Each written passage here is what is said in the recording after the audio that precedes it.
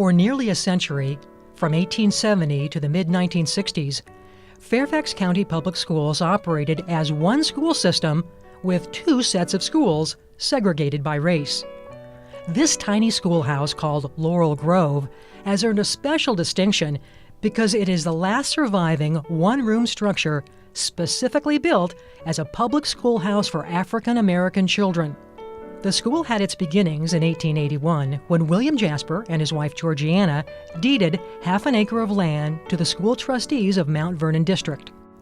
My great-grandparents were William and Georgiana Jasper. William had been enslaved on a farm owned by William Foote, which was in the Hayfield area, and Georgiana was from King George, Virginia. This building was built by parents, some of whom had been enslaved on properties nearby. When they got their freedom, they knew that in order for their children to succeed in life, that they had to have an education. And that was stressed with the students who came here to Laurel Grove. Their motto was, get an education and everything else will fall into place. Parents had to provide everything. Not only did they have to build the building, but they had to provide the furniture, they had to provide the books, the materials, writing materials. They had to provide blackboards that were used.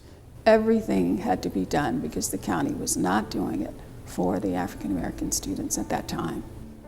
The typical day at Laurel Grove began at about 9 o'clock in the morning, and they were able to have devotions, a prayer, a pledge allegiance, but they also were able to sing songs, and that's why you see that we do have a piano in the building.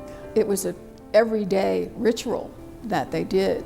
They were able to do the devotions, and the teacher knew music and was able to play for them. There was no bathroom facilities, there was an outhouse, there was no water fountain or water provided. The boys had to actually go and take a bucket and get water and bring it back.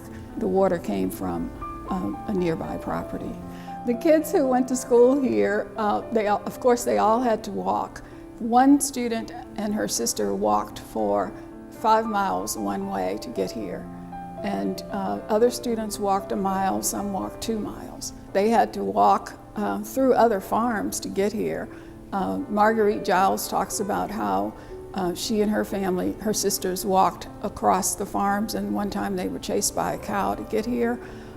They walked no matter what the weather was, they had to come, so even if it rained or snowed, they were still walking to and from school. The Laurel Grove School educated children from grades 1 through 7.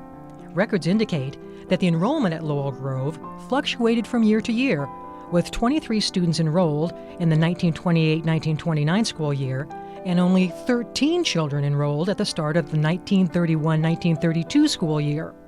By January 1932, the number of children enrolled had fallen to 7, well below the minimum number of pupils required by state law for the school to remain open. Superintendent W.T. Woodson directed the teacher to close the school permanently and reassign the pupils to the Gum Springs School approximately 7 miles away. In 1953, the Fairfax County School Board sold the schoolhouse and lot to Thurman and Alma Bushrod, who converted it into a dwelling. Today, the Laurel Grove School functions as a living museum, open to the public on select days throughout the year or by appointment. Each spring, 4th grade students from nearby Lane Elementary walk from their school to Laurel Grove, just like children in the late 19th and 20th centuries, and are given a lesson about slavery, Reconstruction, civil rights, and the Jim Crow era in connection with their history curriculum. Once again, the Laurel Grove School serves as an institution of learning for the children of Fairfax County. Follow Schools of Yesteryear as we explore more historic public schools of Fairfax County.